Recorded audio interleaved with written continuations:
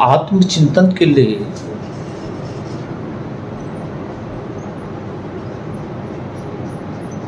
गुरु मिलना बहुत मुश्किल हो जाता है समाज को।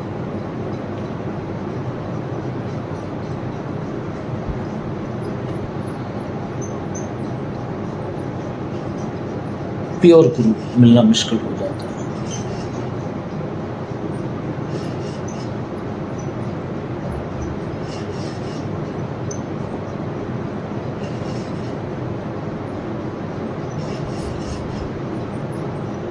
प्योर गुरु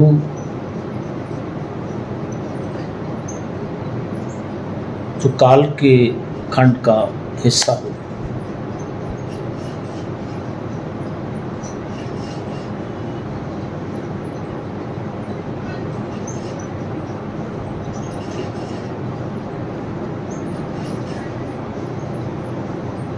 जो प्राण में अवस्था में गतिशील हो, प्योरिटी मिलना मुश्किल हो जाता है।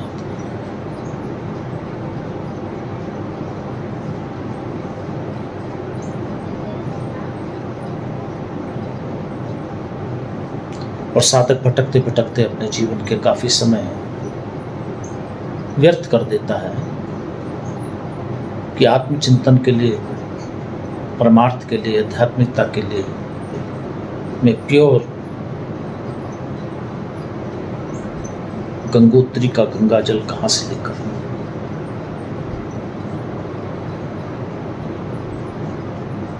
वो व्यक्तित्व, वो पुरुषोत्तम, वो सतगुरु जिसने ऊपर के ब्रह्मांड को अपने अंदर समाया हुआ है, उसको कैसे ढूंढे? मिलना मुश्किल हो जाता है। पर इसका मतलब ये नहीं कि हमें हाथ पर हाथ धरे हुए अपने जीवन की समस्त कार्यों को, गतिशीलता को कम कर देने और बैठ जाओ। नहीं, संस्कारित भाव में गतिशील रहो, संस्कारित चेतना में रहो।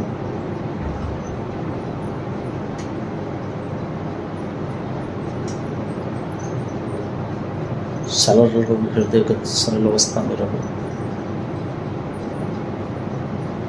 दुख ना दो किसी को, तो निश्चय ही वो भी शिवलिंग को प्राप्त कर सकता है,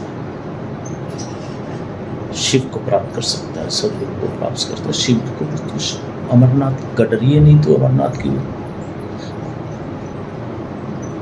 बकरियां चराते हुए वो जगह को सरल गडरिया, जिसको समाज का ज्ञान नहीं, पोथी नहीं, समाज को एक दिशा दे गए। सरलता भी जीवन का मापदंड है।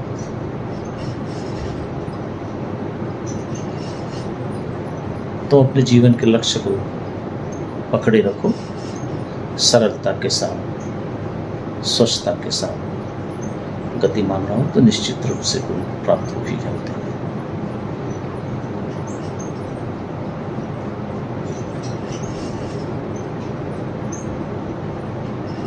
कुछ गुरु तो ऐसे हैं समाज में जो किताबों के माध्यम से समाज को आगे चला रहे हैं।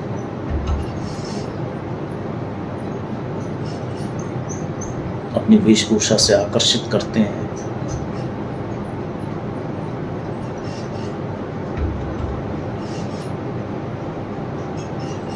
तुम लोग आकर्षण में चले जाते हो। आकर्षण में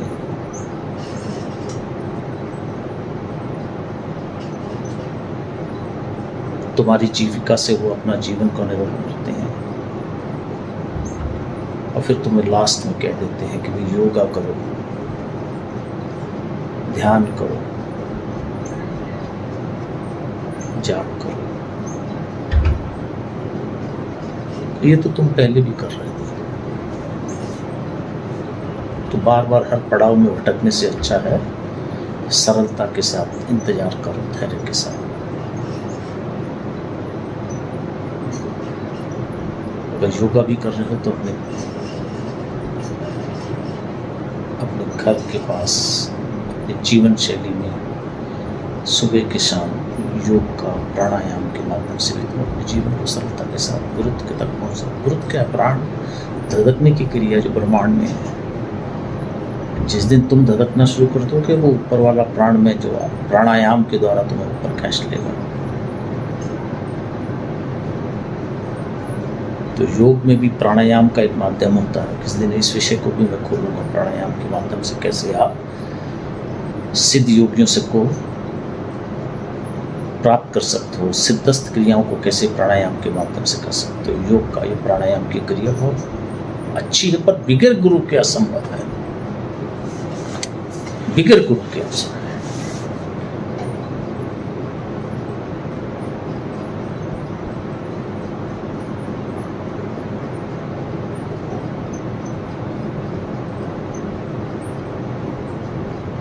प्रतिकार है उन लोगों को जो कि वेशभूषा के माध्यम से, मेडिटेशंस के माध्यम से, योग के माध्यम से सर्व तो कर रहे हैं किंतु व्यापार कर रहे हैं, पैसों का व्यापार चल रहा है। वो तुम्हें कुछ नहीं दे सकता। ये तो लेन देन की क्रिया ब्रह्मांड से है, ब्रह्मानंद से है। उस सरलता को सरलता के साथ जोड़ने की क्रिया को तार से तार मिला दो सदगुरु। इसमें माया बैठती नहीं है कहीं, समझ माया कहीं बैठती नहीं है। बेकार की बातें हैं समाज के सामने।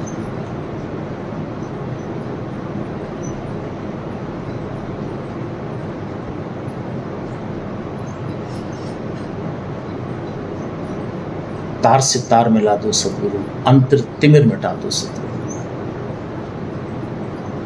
ब्रह्म की क्रिया ब्रह्मानंद के साथ ही होगी। माया की क्रिया तुम्हारी माया से ट्रांसफर माया की क्रिया होगी।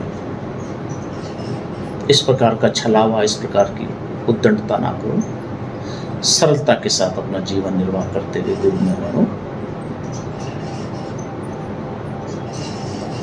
प्रेम में सिद्ध पीठ हैं इतने, उनमें जाकर अपने जीवन की शैली को बदलाव कर तो निश्चय ही प्राणायाम के द्वारा, प्राणों का आगम और गमन के द्वारा व्यक्ति से व्यक्तित्व बनने की क्रिया स्वतः ही हो जाती है।